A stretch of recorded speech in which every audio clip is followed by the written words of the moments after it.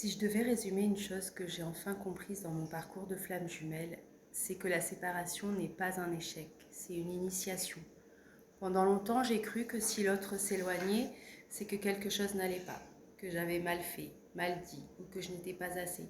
Mais la vérité, c'est que la séparation, c'est un espace sacré, un espace où chacun est forcé de revenir à lui-même, de plonger dans ses ombres, dans ses blessures, dans ses mémoires. Sans cette distance, je n'aurais jamais pu entendre ma propre voix. J'étais trop connectée à la sienne. La séparation, en fait, elle m'a obligée à me rencontrer, à voir ce que j'étais en train d'attendre de lui, ce que je refusais de me donner à moi-même. Elle m'a appris l'autonomie émotionnelle, l'amour de soi, la réappropriation de mon énergie. Et puis, il y a l'énergie tierce. J'ai longtemps cru que c'était l'autre, une rivale, un obstacle, quelque chose à dépasser. Mais aujourd'hui, je sais que l'énergie tierce n'est pas une punition, c'est un miroir supplémentaire. Elle montre ce qui n'est pas encore guéri. Elle révèle les peurs d'abandon, de rejet, d'injustice, les attaches, les illusions. Elle met en lumière tout ce qu'on refuse de voir. L'énergie tierce joue vraiment un rôle précis.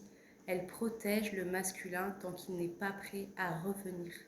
Elle pousse la féminine à se libérer de la dépendance énergétique. Elle force chacun à trouver son propre axe, sa propre force intérieure.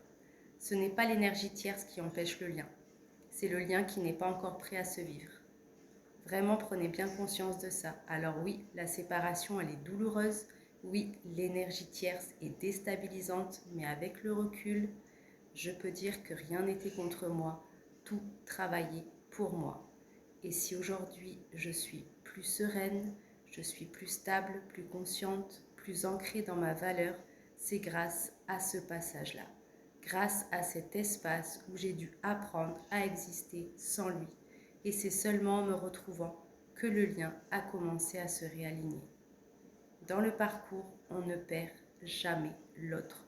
On se retrouve soi-même et c'est là que tout commence.